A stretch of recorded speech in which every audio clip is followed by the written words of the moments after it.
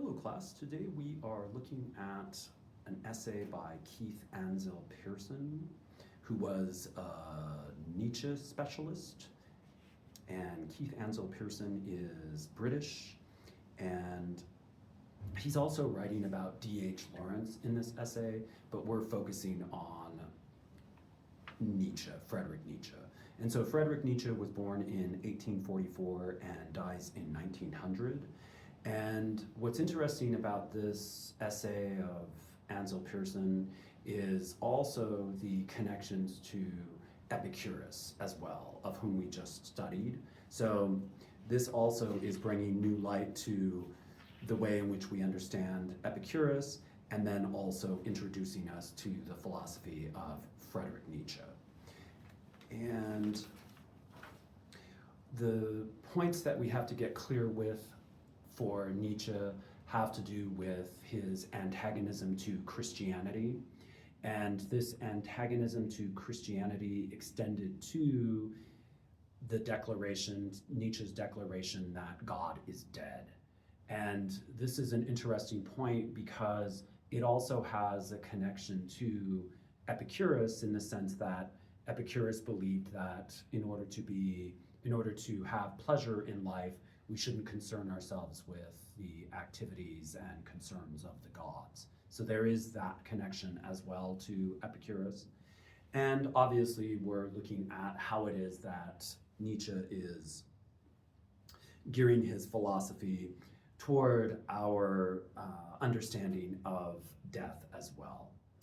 And the points for Nietzsche are interesting as far as death goes in relation to his antagonism with Christianity, in the sense that, as Ansell-Pearson writes about Nietzsche, that death is a stupid part of life.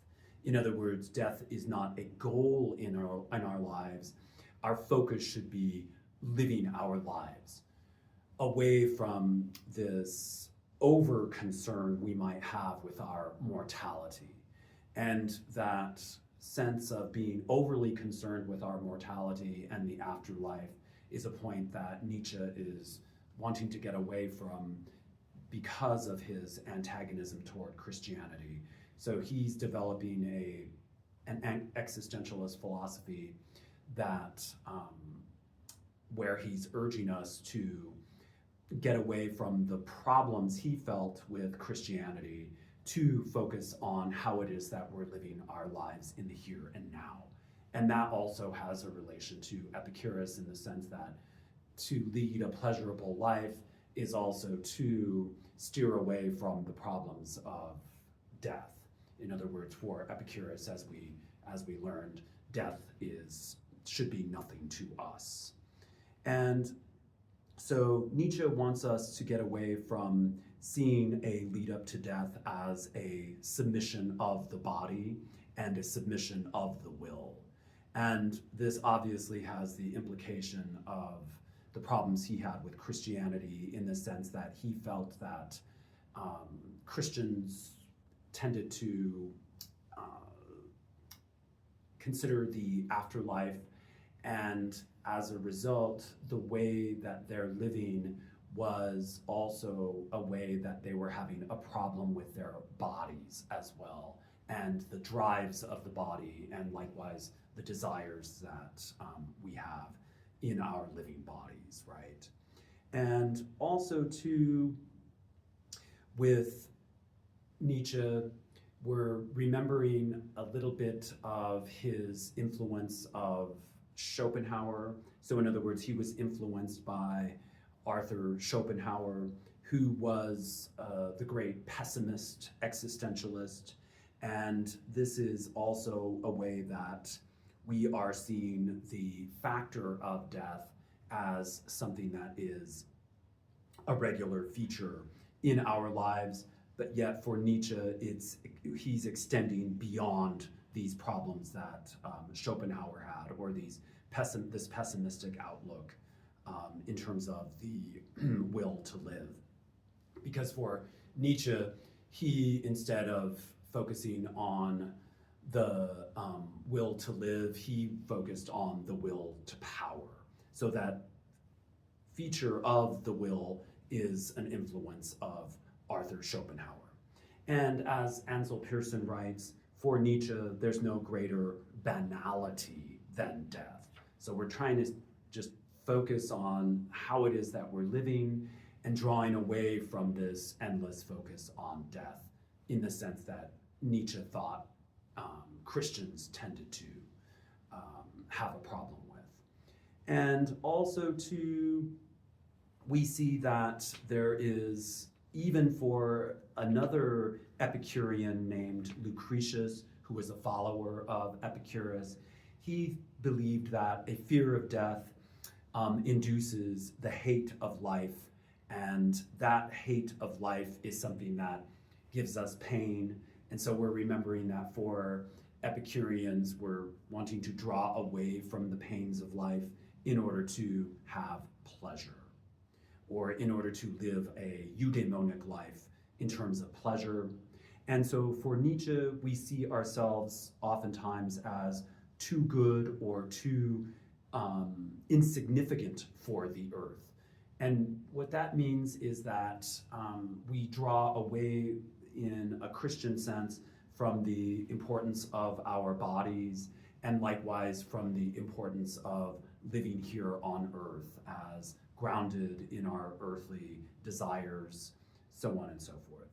And so let's also recall that Epicurean theme of not attributing our human designs onto those of the gods.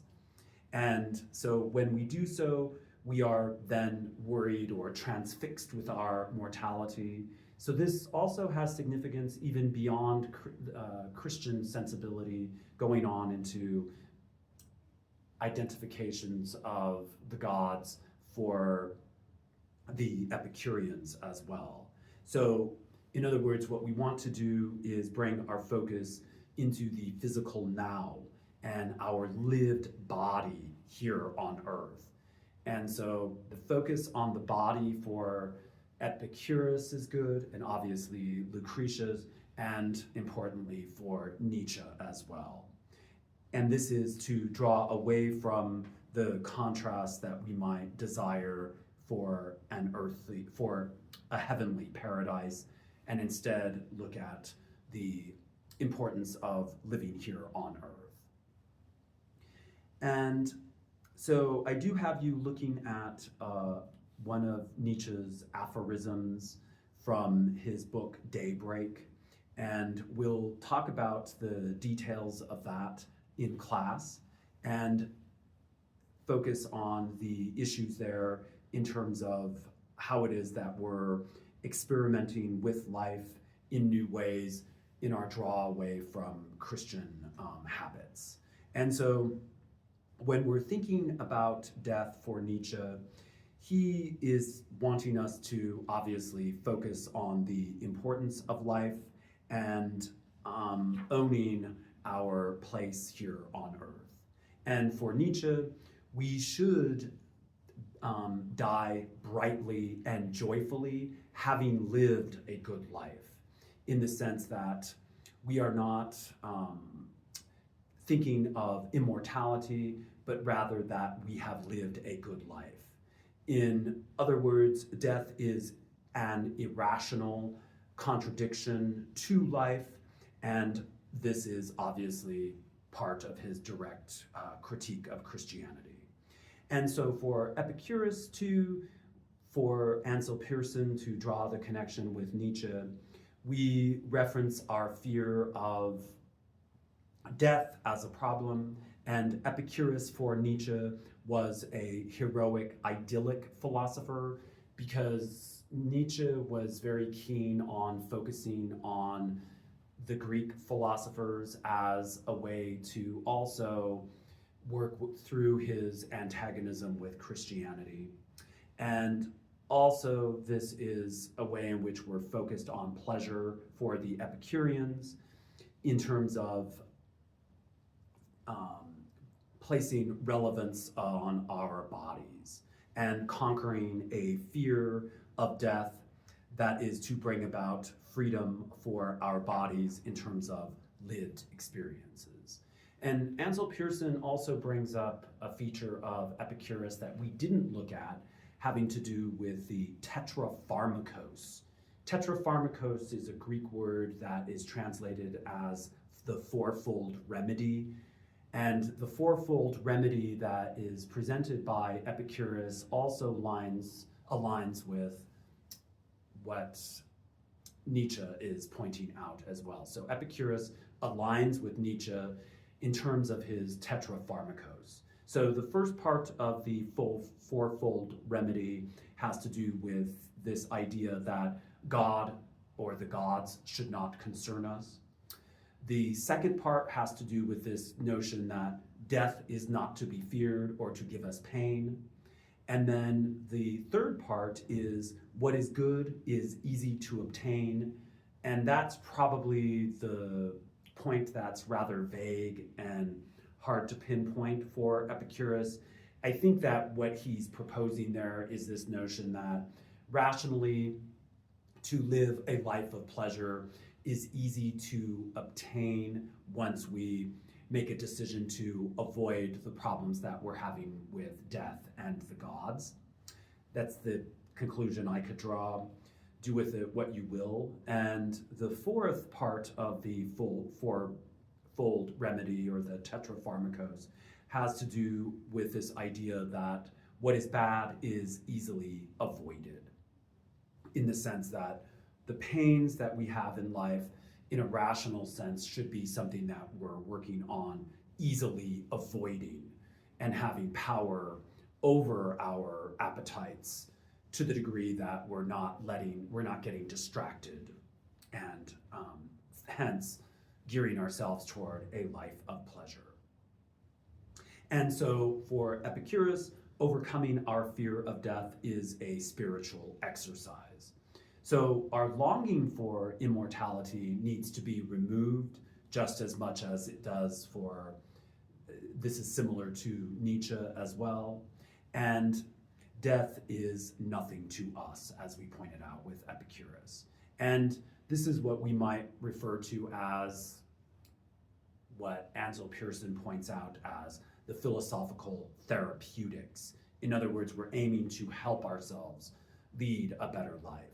And so for Nietzsche to cherish the once only character of existence is something that we want to do here, valuing the moments of gaining physical pleasure from everyday living.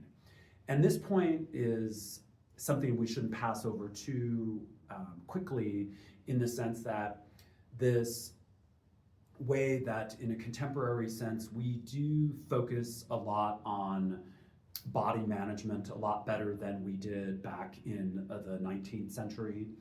And this is also a point in which Nietzsche wants us to focus on in terms of healthy living and exercise and having a sound mind and body idea. And so the astonishment of pleasure for the lived moments of our lives physically here is a way that we're emplaced on earth at the moment. And so I think that's helpful also, and relatively simple, and it's nice because it's this establishing Epicurean philosophy, but then also introducing us to Nietzsche as well. And as I pointed out, we'll be focused on this quote of Nietzsche's from Daybreak, Book 5, aphorism number 501. And an aphorism basically is a short philosophical way in which you're addressing an important point. So that's roughly what an aphorism is. And so this aphorism is the way that Nietzsche is addressing mortal souls. And so he writes, so far as the promotion of knowledge is concerned, mankind's most useful achievement is perhaps the abandonment of its belief in an immortal soul. Now mankind can wait. Now it no longer needs to rush precipitately forward or gulp down ideas only half tasted, as it formerly had to do.